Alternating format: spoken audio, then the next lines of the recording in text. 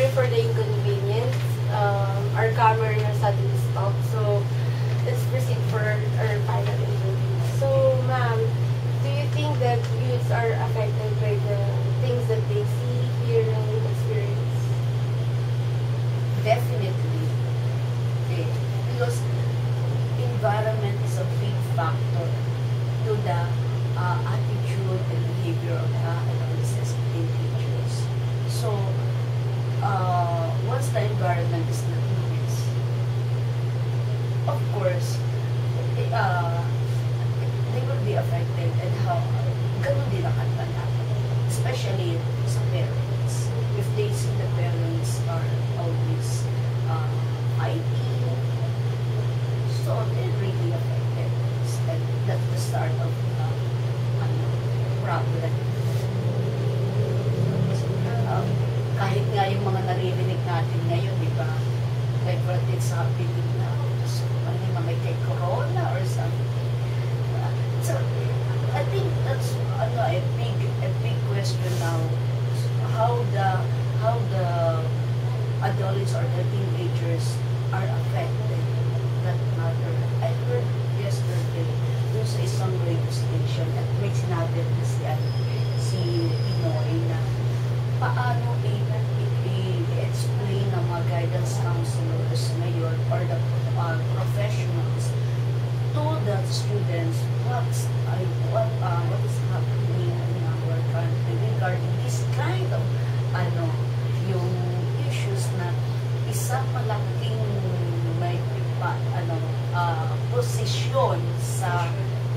posisyon sa ating gobyerno at siya pa yung pinaka-chief na ganun ang kanyang ginagawa and then nagkakagulo ang buong Philippines because of that. Diba? Yung hindi, it's a big problem. Paano maniniwala pa ang kabataan sa sinasabi ni Corona? Or ano ang kanilang pananaw sa ganitong nangyayari? At paano ang mga professionals, like for example, kami as a counselor and also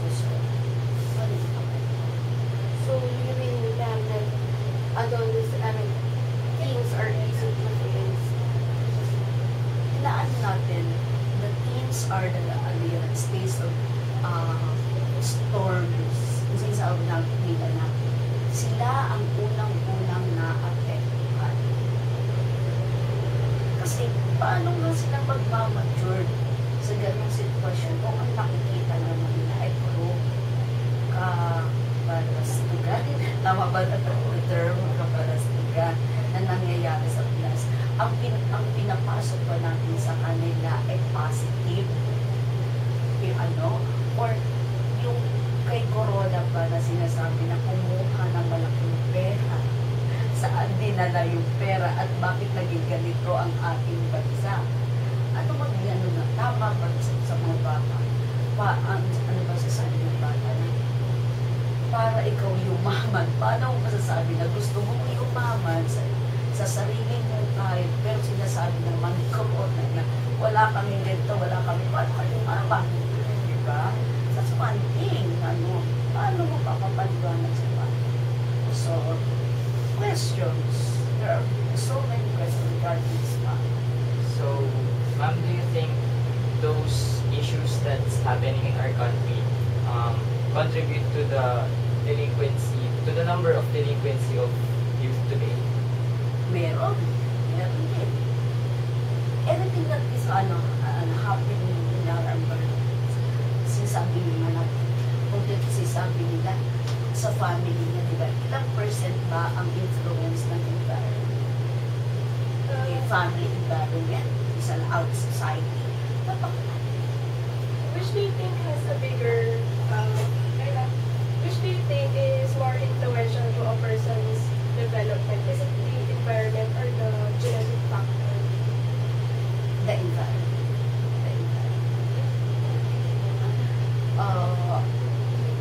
Sa study, yun pa rin ang lumalabas. Until ang mas malaking factor ang environment.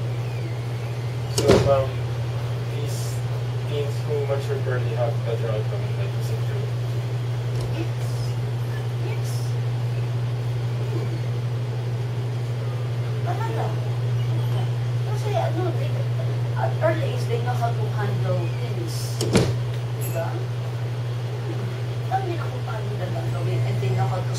problems to make decision makings, determinations, increase willpower, nandiyan lahat yan.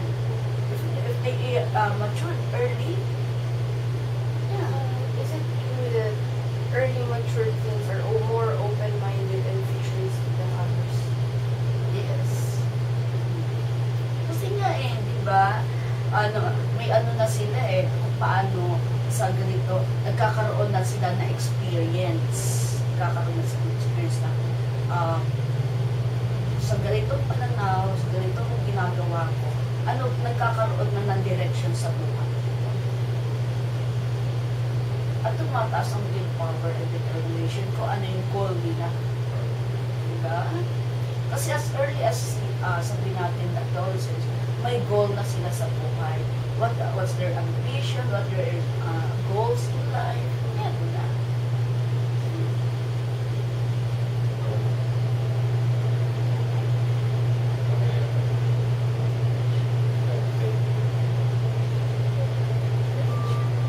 Do you think teenagers who matured early have an edge over an average What do you mean by average teenager? like things or Like, Na parang just doing normal things like they're hindi very mature masyado. appropriate with their age like that. average in terms of Like acting and thinking. Parang hindi pa siya mature masyado yung pag-iisip. Not mature enough. In terms so yung of- early, sinasabi nyo, early matured adolescence has an edge over the average. Actually, pag titignan ko, those are early matured adolescents are the one that are average. Sila. Kasi sinasabi nga nila sa sinasabi na more average persons are the ones who have good IQ rather than sa akin, rather than the other. Because some of the high, yung mga sinasabi natin na genius, they're hard, making themselves to be, makisama pa sa mga mas mabababa kasi ang taas ng kanilang expectations. Yun yung expectations ang inaano nila. But average people, average adults can adjust. They can adjust to sabihin natin na mahina-hina and the one who is matalino. But some of the genius or sabihin natin high IQ or something, iba yung ina-expect nila. Iba yung ina-expect nila. Na gusto nila, when we talk to a person, they're the same level of intelligence.